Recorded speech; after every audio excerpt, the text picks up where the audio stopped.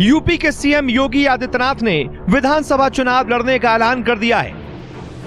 मतलब ये कि सियासी अखाड़े में सीएम योगी आदित्यनाथ इस बार खुद भी दो हाथ करते हुए दिखाई देंगे।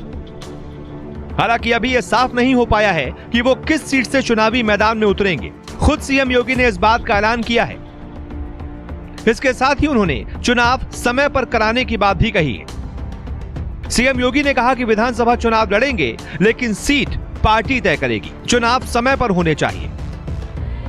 इसके साथ ही उन्होंने अखिलेश यादव को निशाने पर लेते हुए कहा कि पहले यूपी में दंगाइयों का सम्मान होता था, सपा सरकार में गरीब की संपत्ति कब्जाने का जरिया बना।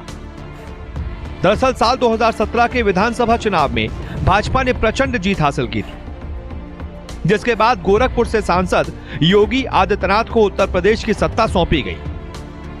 हालांकि तब तक वो गोरखपुर से सांसद ही थे, लेकिन बाद में उन्होंने सांसद पद से इस्तीफा दिया और बाद में उन्हें विधान परिषद में चुना गया। यूपी के इतिहास को देखें तो इससे पहले अखिलेश यादव भी विधान परिषद के जरिए ही मुख्यमंत्री बने थे। अखिलेश से पहले मायावती भी विधान परिषद की सदस्य रहीं और अब योगी आदित्यनाथ भी विधान परिषद के सदस्य हैं। हालांकि अगर सीएम योगी आदित्यनाथ विधानसभा चुनाव लड़ते हैं तो वो अखिलेश और मायावती से आगे निकल जाएंगे, क्योंकि मायावती और अखिलेश यादव ने कभी विधानसभा चुनाव नहीं लड़ा। योगी अगर विधानसभा चुनाव लड़ते हैं तो इससे पार्टी को भी बहुत फायदा होगा, क्योंकि माना यह जा रहा है कि भारतीय जनता पार्टी पिछले चुनावों की तरह प्रदर्शन नहीं कर पाएगी और सर्वे के आधार पर भी उसकी सीटों में कमी आएगी।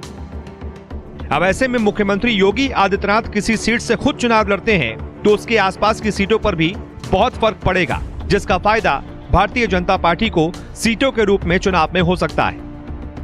और बीजेपी इसे इस तरीके से भी भुनाने की कोशिश करेगी कि चाहे मायावती हो या फिर अखिलेश यादव, कभी भी उन्होंने विधानसभा चुनाव लड़ने की हिम्मत नहीं दिखाई।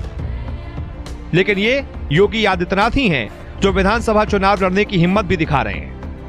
अपने शहर, अपने प्रदेश की ताजा खबरों के लिए लाइक करें, शेयर करें, सब्सक्राइब करें और हाँ, बेल आइकन दबाना ना भूलें, क्योंकि खबर हमारी, फैसला जनतंत्र का।